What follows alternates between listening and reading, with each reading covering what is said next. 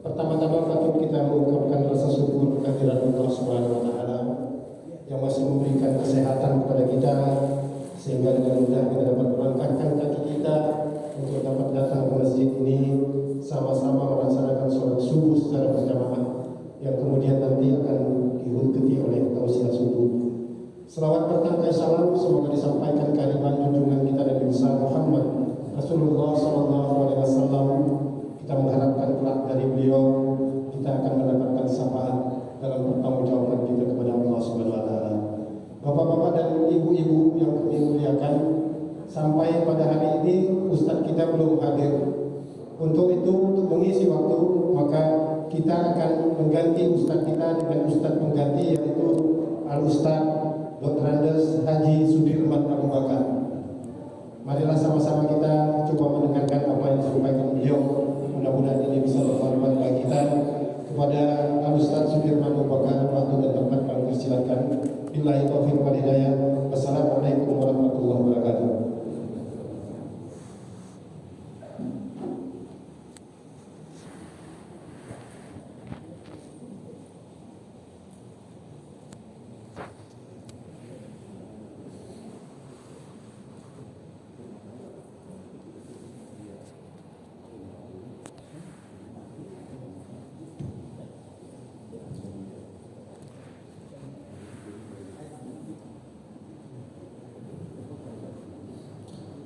Assalamualaikum warahmatullahi wabarakatuh.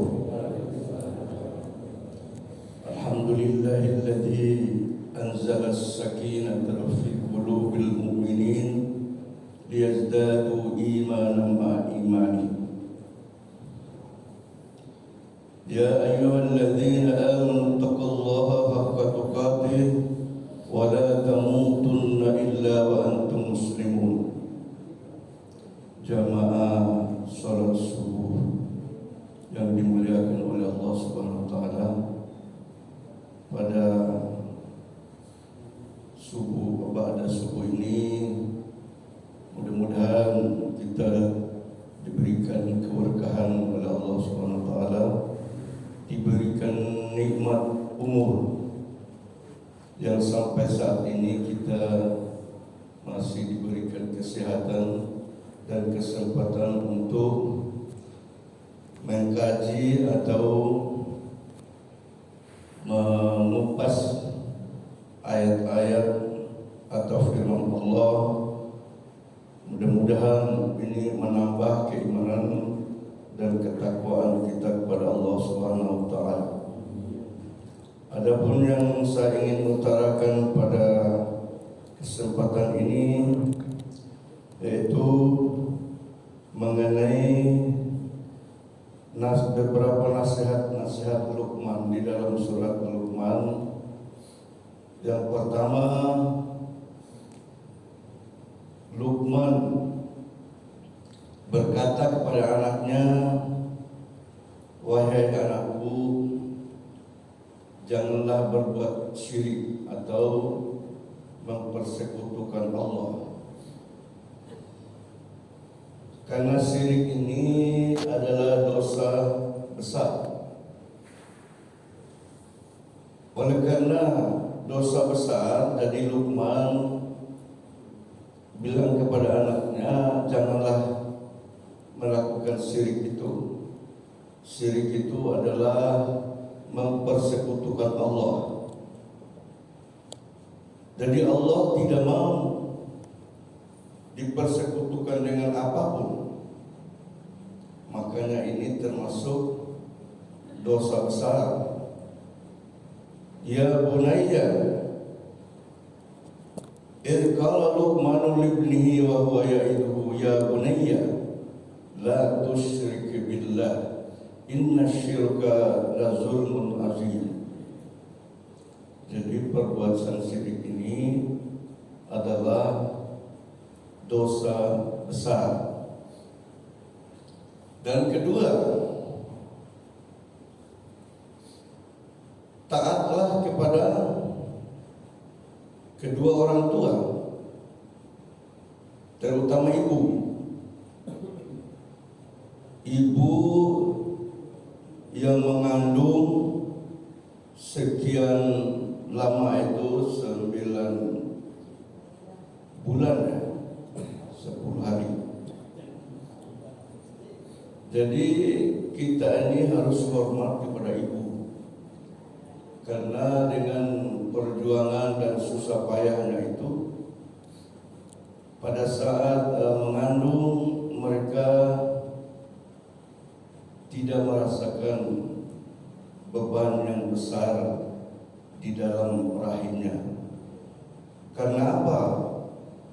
Karena Allah telah memberikan kepercayaan kepada para ibu untuk mengandung anaknya atau bakal calon manusia yang akan lahir di muka bumi ini. Jadi kita harus taat kepada ibu kita, karena bisa terjadi dalam perjalanan kehidupan manusia ini kita berbeda keyakinan dengan orang tua kita. Tapi bagaimana sikap kita ini? Misalnya kita udah dewasa, kita tetap hormat kepada mereka, walaupun berbeda keyakinan. Kita tetap santun, tetap hormat sebagai anak. Di sana dikatakan, jika kamu tidak mempunyai ilmu pengetahuan tentang apa yang kamu akan lakukan, kalian harus tetap menghormati kepada orang tua. Kadang-kadang dalam kehidupan kita ini, satu rumah bisa berbeda keyakinan antara ibu, bapak, dan anak. Bagaimana sekarang ini banyak bukti, karena agama kita ini adalah agama yang mulia, mengajarkan sopan santun, hormat kepada orang tua dan sebagainya. Ini dalam rangka untuk menanamkan sikap akhlak yang mulia kepada anak kita itu. Suatu saat mereka akan berkembang lebih dewasa, akan menggantikan kita. Oleh karena itu, Luqman di sini wanti-wanti kepada anaknya, janganlah mempersekutukan Allah. Karena mempersekutukan Allah ini di dalam kehidupan kita ini banyak macam. Apa kita mempercayakan nasib kita kadang-kadang kepada orang pintar, ke dukun, dan sebagainya. Padahal semua itu adalah syirik. Allah sudah memberikan pengetahuan kepada manusia, dan bahkan Allah memuliakan anak cucu Adam ini dari lahirnya sampai dewasa dalam perkembangannya. Allah telah memuliakan. Tapi di sini kategori memuliakan itu, jadi masing-masing orang itu punya ilmu pengetahuan yang mungkin di dalam kehidupan bermasyarakat bermanfaat. Ini mulia secara naluri manusia di dalam perkembangan kehidupannya itu. Mulia sebenarnya di sini di dalam Islam adalah bagaimana dia ketakwaannya kepada Allah Subhanahu wa taala. Kan inna akramakum indallahi atqakum. Itu kemuliaan yang sebenarnya yang diajarkan oleh beberapa hikmah di dalam Al-Quran, yaitu kita ini untuk mendapatkan kemuliaan itu adalah bagaimana ketakwaan kita kepada Allah Subhanahu wa taala. Maka jangan sampai dikacaukan dengan perkembangan hidup kita ini oleh karena kita tidak punya ilmu, kadang-kadang taklid. Ada orang pintar misalnya kita ikut. Padahal di dalam perkembangan ilmu mereka itu dalam sepak terjangnya adalah mensyarikatkan Allah atau mensekutukan Allah. Lantas selanjutnya di sini Luqman menceritakan bagai manusia yang taat kepada orang tuanya di dalam rumah tangga itu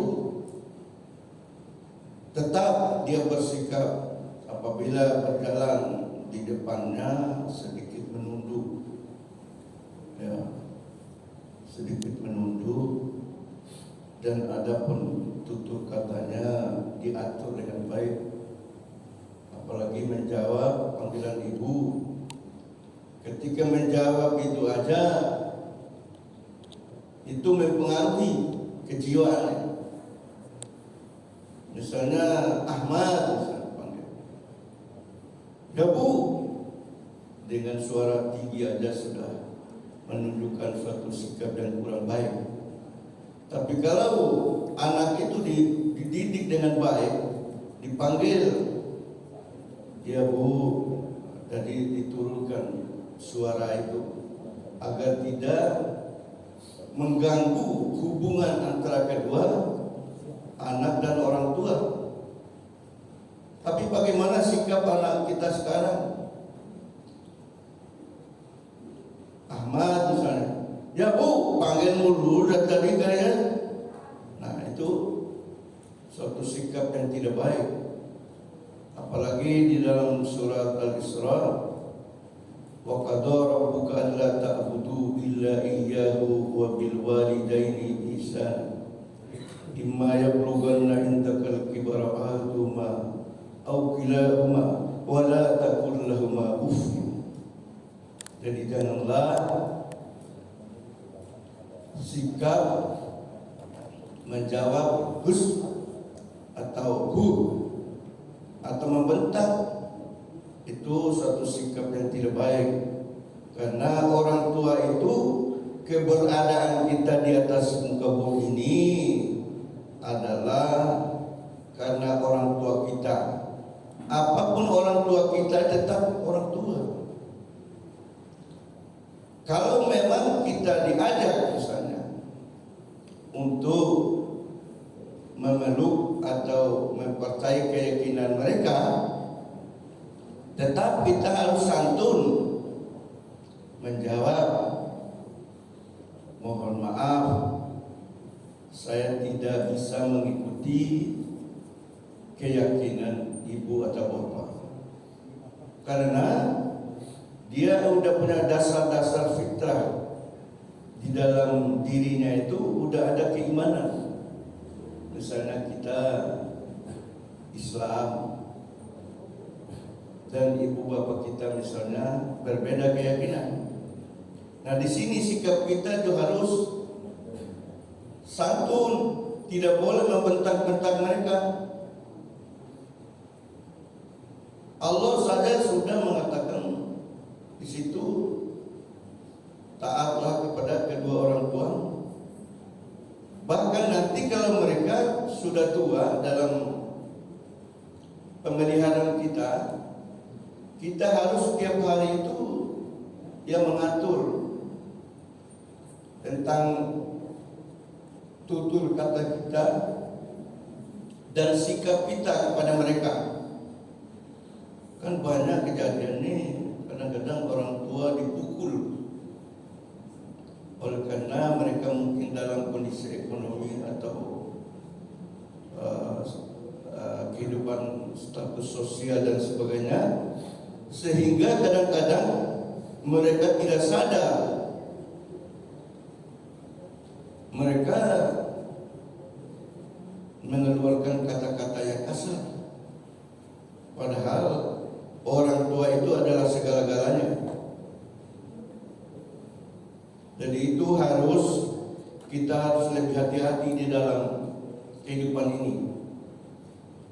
Karena kita ini suatu saat akan dipanggil oleh Allah Subhanahu wa taala.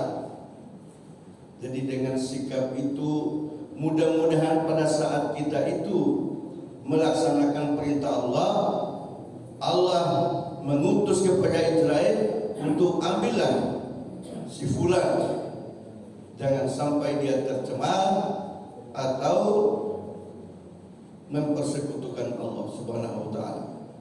Ini sangat luar biasa sekali nasihat Luqman ini kepada anaknya. Dan ketiga adalah janganlah berlaku sombong, berjalan di muka bumi ini dengan membusungkan dada, karena Allah tidak suka kepada orang-orang yang membanggakan diri dan sombong. Wala tusair haddaka linnasi wala tamsi fil ardi mara'a innallaha la yuhibbu kulla mukhtalan fakhur. Jadi Allah memberikan contoh-contoh atau perumpamaan-perumpamaan di dalam Al-Quran bagaimana seorang yang sombong. Ya, kita tahu bahwa Fir'aun itu adalah salah satu figur di dalam kehidupan kita ini yang dicontohkan oleh Allah di dalam Al-Quran. Bagaimana Fir'aun, oleh karena sombongnya sampai-sampai dia mengatakan dia itu adalah Tuhan. Itu orang sombong itu tidak ada takutnya gitu. Jadi maunya apa aja. Bagaimana di dalam kehidupannya orang-orang sombong itu tragis. Kadang-kadang mereka di dalam melaksanakan perbuatan itu tidak sadar bahwa mereka itu kadang-kadang diuji. Ya, berbagai ujian ya di dalam kehidupan ini.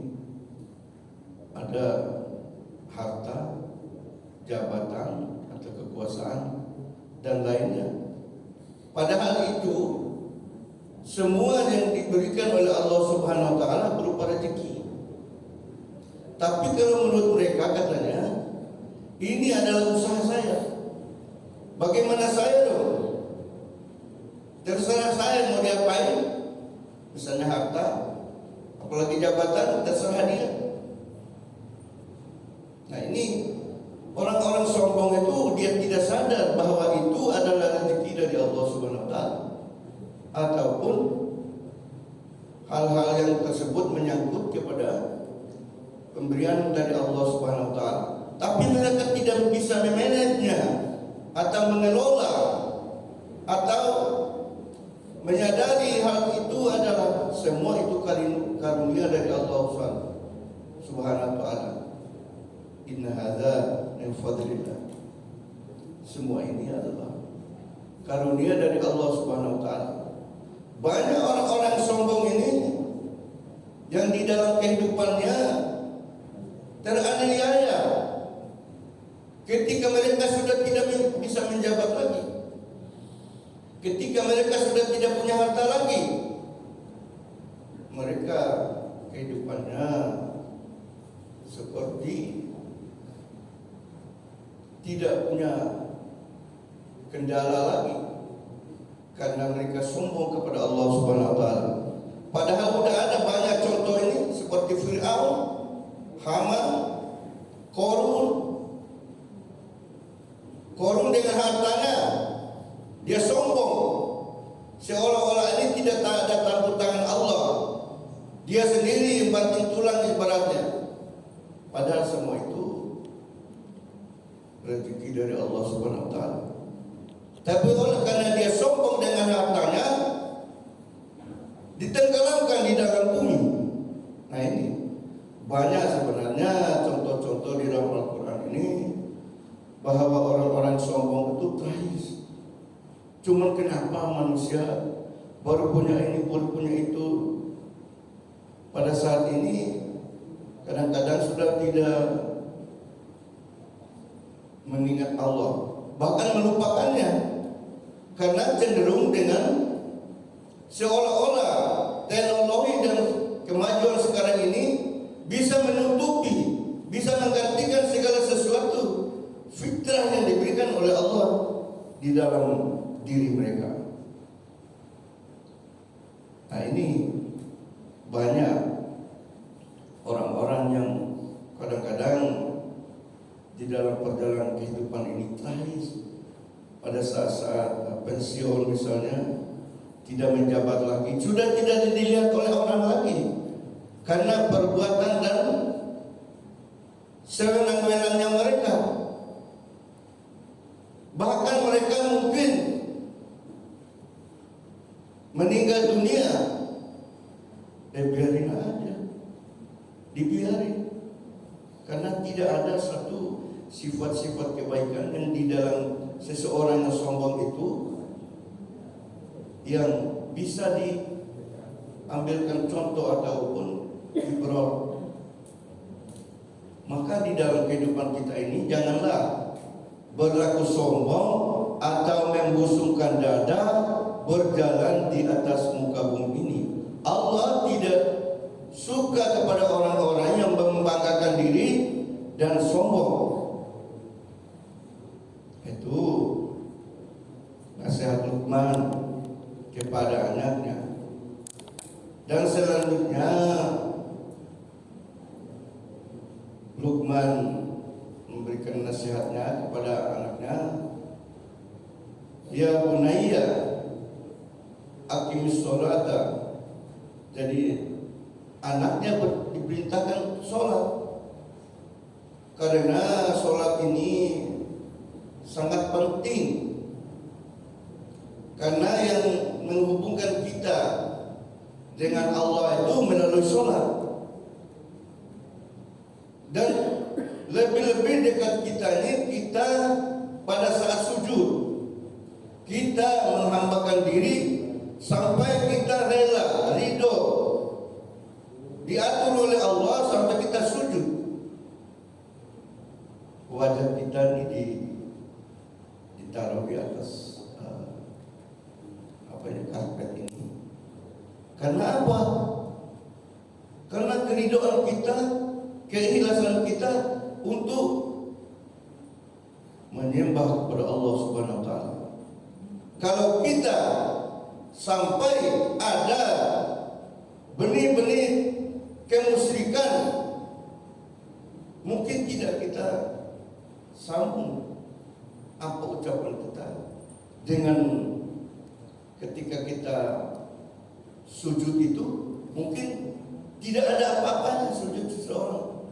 Kalau mereka tidak benar-benar ikhlas, ridho, mereka menaruh wajahnya di atas karpet ini dalam menghambakan diri kepada Allah Subhanahu wa taala. Subhana rabbiyal a'la wa bihamdi. Jadi maha suci Allah dan lebih maha tinggi Allah. Jadi tidak ada yang tinggi kecuali Allah. Maka ini rentetan dengan syirik itu tadi, karena syirik itu menggoda keimanan kita nih. Di dalam perjalanan hidup kita ini, usahakan jauh-jauh mempersekutukan Allah, karena syirik ini adalah dosa yang besar. Tidak akan masuk surga seseorang manakala sebelum dia meninggal dunia nanti tidak melaksanakan tobat. Jadi syirik itu di dalam kehidupannya dia tidak melepaskannya. Jadi sehingga dia tidak mendapatkan surga dari Allah Subhanahu wa taala. Jangan kita bangga karena kita rajin ke masjid, rajin bersedekah,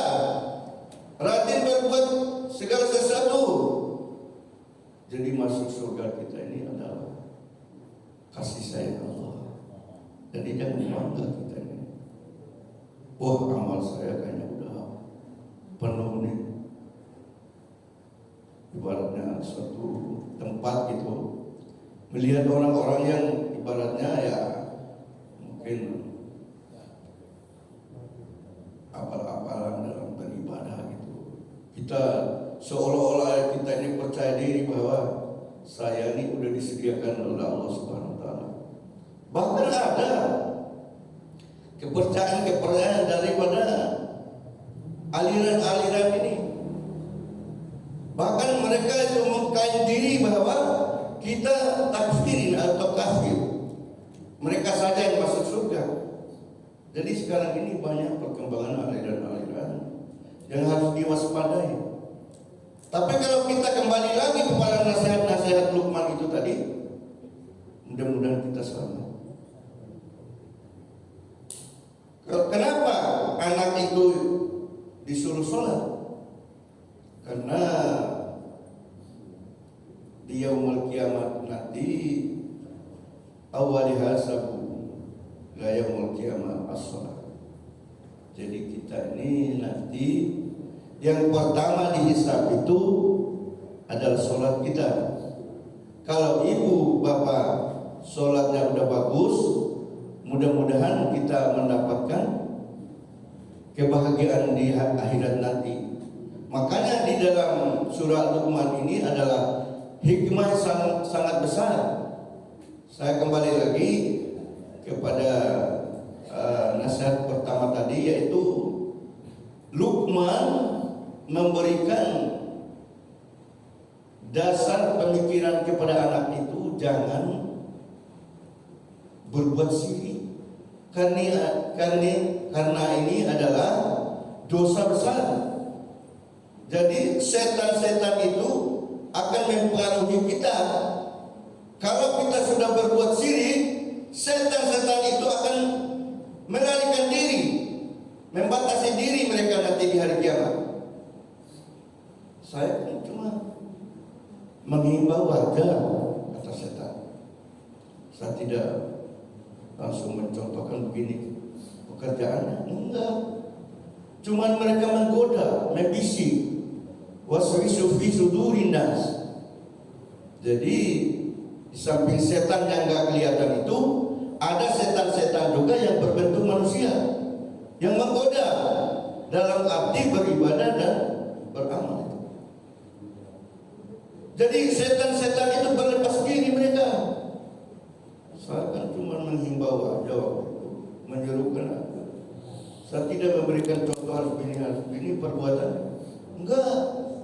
Jadi setan juga itu takut kepada Allah. Mereka kan dulu kan dari sejarahnya kan mereka cuma tidak mau bersujud aja. Jadi rentetan kaitannya sampai di akhirat nanti. Bagaimana mempergelincirkan Adam dan Hawa pada saat itu, sampai-sampai auratnya terbuka semua dan diusir dari surga. Nah itu begitu dasarnya hikmah yang diajarkan oleh Luqman ini. Janganlah mempersekutukan Allah, karena dalam perjalanan hidup kita ini mungkin masih sirik-sirik juga, sirik-sirik kecil gitu ya. Ya mungkin sirik kecil itu ya tadi mempercaya kepada orang-orang itu, ada orang yang ngomong ini diikuti, sehingga tidak punya dasar keimanan yang kuat yang membentengi dirinya. Bagaimana sih sikap saya dalam kehidupan itu sebagai seorang yang bermanfaat atau berguna, yang manakala nanti diwafatkan. Mudah-mudahan kita sering ada di husnul khotimah, dan mudah-mudahan tidak sebagai su'ul khotimah. Nah itu aja kan kita harapkan ketika Allah memanggil kita. Dua itu, husnul khotimah dan su'ul khotimah. Ya tergantung sikap kita dalam kehidupan. Kita mau ngapain aja sih di atas muka bumi. Yang udah sekian lama, sekian puluh tahun setelah kita berada di muka bumi ini. Lantas kita tidak memanfaatkan waktu yang diberikan oleh Allah Subhanahu wa taala. Saya kemarin pernah waktu khutbah kemarin saya pernah mengungkapkan 4 waktu. Nikmat waktu itu diberikan oleh Allah Subhanahu wa taala, manfaatkan oleh kita. Pertama yang saya kemukakan itu mengenai wal fajar. Perhatikan waktu fajar itu, waktu mulai fajar dari timur itu udah mulai nampak. Berarti awal kehidupan kita itu mulai tersusun. Apa-apa yang kita harus laksanakan hari ini. Coba dalam rentetan waktu itu, rencana program apa saja yang kita susun pada saat fajar itu yang akan dilaksanakan hari itu. Nah, rentetan selanjutnya Allah memberikan waktu lagi untuk wadduha. Allah bersumpah dengan waktu itu al-fajar, ad-duha. Duha ini adalah bagaimana mengoptimalisasikan rencana-rencana program kita itu tadi menjadi karya nyata. Biasanya kita kan pagi-pagi udah berangkat ya untuk menuju pekerjaan kita. Jadi dengan niat bismillah tawakkaltu Allah wala haula wala quwata illa billahil aliyyil azim. Dalam rangka apa? Ibadah. Ibadah ini kan ada yang makdo dan ghair makdo. Nah, ghair makdo ini sosial dan sebagainya, termasuk mencari nafkah itu tadi. Jihad juga kita. Begitu turun dari rumah, bismillah tawakkaltu ala Allah wala haula wala quwata illa billahil aliyyil azim. Kita udah berserah diri kepada Allah Subhanahu wa taala untuk mengaplikasikan bagaimana rencana-rencana dan program kita pada waktu fajar itu. Wadduha, kita melaksanakan pekerjaan itu mudah-mudahan lancar dan menghasilkan keuntungan yang besar dan sebagainya.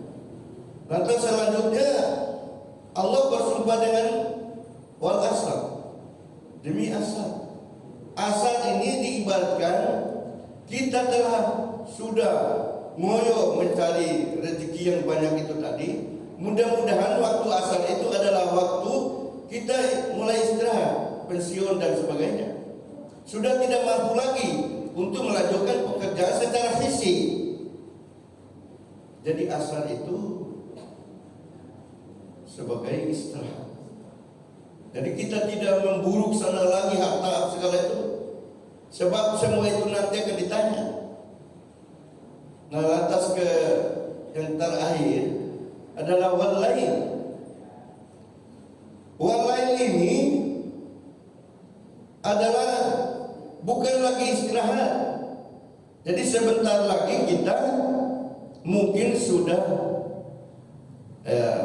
tidak ada lagi di muka bumi ini. Kita kan tertidur malam tuh kan gak sadar kan kita nanti berada di mana. Apa langsung udah almarhum apa, kita nggak tahu. Makanya ibu bapak doakan itu bismillahirrahmanirrahim ahyana wa bismika amun, untuk menjaga-jaga kita ini langsung ke alam barzah atau masih hidup. Nah, begitu selesai kita tidur, alhamdulillahilladzi ahyana bismika wa ilaihin nusur. Nah itu karena kita ternyata masih hidup misalnya, dan kita mengucapkan alhamdulillah kepada Allah Subhanahu wa taala masih diberikan kehidupan. Jadi rentetan hidup itu bagaimana menikmati waktu itu tadi. Jadi waktu malam ya istilah kita melepaskan diri, udah bekerja seharian katanya di itu. Sebenarnya bukan. Jadi udah dekat kita nih ke malam itu. Ya tadi kita istirahat menurut kita tidur, padahal kita udah almarhum. Jadi dalam hal ini apakah dengan musibah atau memang umur kita udah sampai dan sebagainya, makanya lain itu dikatakan waktu sudah gelap, sudah aktivitas tadi sudah kita hentikan. Ada yang ibaratnya istirahat di sini ya istirahat tidurlah oleh karena pekerjaan seharian. Padahal istirahat itu bisa istirahat abadi. Kita mungkin udah ke alam barzakh. Nah ini mungkin yang saya ingin utarakan bagaimana perhatikan perjalanan waktu itu, karena waktu ini kalau sudah lewat tidak bisa balik lagi. Kalau kata Sayyidina Umar, kalau pedang itu masih melukai badan, mungkin masih ada obatnya, ya. Tapi kalau waktu udah lewat, udah kita tidak bisa mengejar lagi. Ada istilah bisnis atau segala, ketinggalan kereta, ibarat istilah kita. Jadi kenapa waktu itu akan berjalan terus sampai Allah bersumpah tadi, demi fajar, demi duha, demi asar, demi malam, semua itu perhatikan itu perjalanan waktu.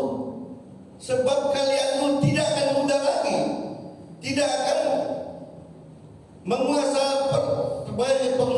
tidak sampai ada untuk istirahat kita, atau bahkan istirahat abadi, yaitu diperumpamakan malam itu gelap dari segala sesuatunya sudah habis di dalam perjalanan kita itu. Itu mungkin yang saya utarakan, ya, mudah-mudahan ada manfaatnya. Saya mohon maaf jika ada hal-hal yang kurang berkenan. Segala sesuatu yang hak datang dari Allah Subhanahu wa taala, yang salah atau keliru dari saya sendiri. Sekali lagi mohon ampun kepada Allah Subhanahu wa taala. Rabbana afrigh alaina sabra wa tawaffana muttaqin. Demikian, wabillahi taufiq wal hidayah. Wassalamualaikum warahmatullahi wabarakatuh.